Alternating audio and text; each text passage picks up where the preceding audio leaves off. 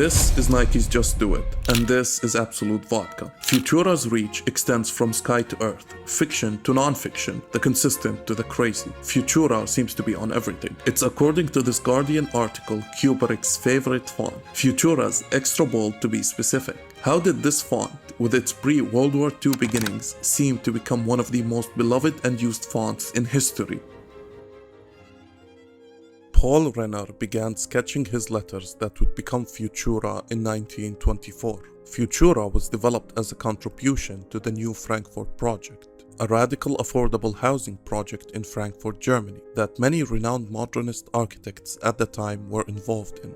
Futura was released to stand out against the sans serif and more elaborate handwritten style typefaces that were popular at the time in order to promote simplicity, modernism, and industrialization. At a time when Hitler and Nazi Germany ideologies were on the rise, typefaces were a strong indicator of culture and national identity. Roman typefaces were rising in popularity, and they were becoming the standard text for printed documents when previously German black letter was the default style. As a way to hold on to German identity, the Germans pushed for the use of black letter typefaces over Roman. When the Nazi regime rose into power in 1933, they utilized black letter typefaces to further promote German national identity. They determined Fraktur to be the true German type. They rejected modern type styles like Futura, which went on to become popular throughout the world. Futura made appearances on Nazi documentation on informational handbook about membership to the Nazi Party,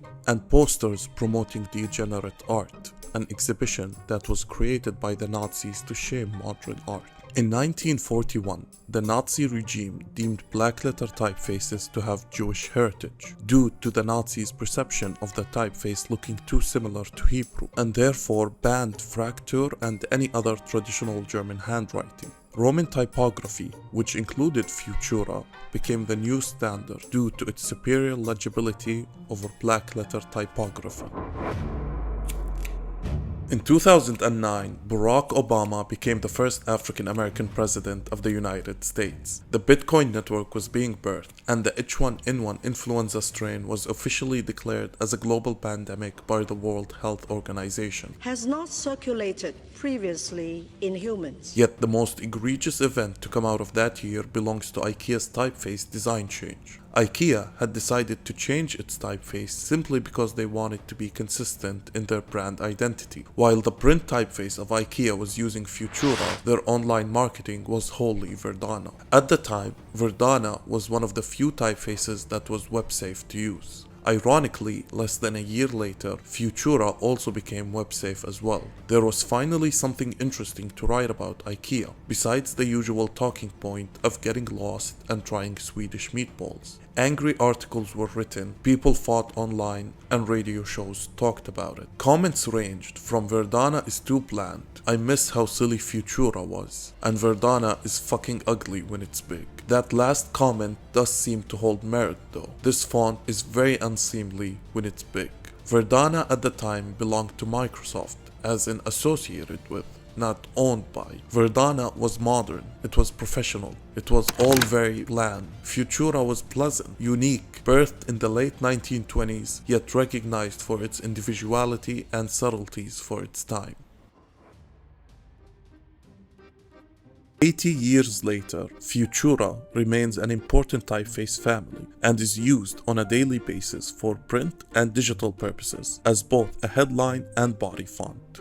This font is also used extensively in advertisements such as Supreme, Party City, Volkswagen, Royal Dutch, Shell, Crayola, Swiss Air, and HP in their print ads. Futura was also the iconic typeface used by American conceptual artist Barbara Kruger. Some of the notable works where Futura is heavily featured are Untitled, Your Body is a Battleground, You Are Not Yourself, and I Shop, Therefore I Am. Futura is also featured heavily in film and cinema. It is used for the title logo of the 1999 film American Beauty. It was also used in various TV shows, including Lost and Warehouse 13. The most notable show to utilize Futura was actually Sesame Street, as the font was used whenever letters, numbers, or words were displayed. Futura is featured heavily throughout the film adaptation of V for Vendetta, for everything from the title logo to ending credits, to signs, newspapers, computer screens, and other props used in the movie. Some filmmakers used Futura in almost all of their films. Wes Anderson is also fond of the font and used it in some of his films. Futura has also been used extensively in anything transport due to its ability to be read quickly from a distance. It can be found in the instrument panel graphics within automobiles, Mercedes-Benz and Citroën being some of the most prolific users of the font. NASA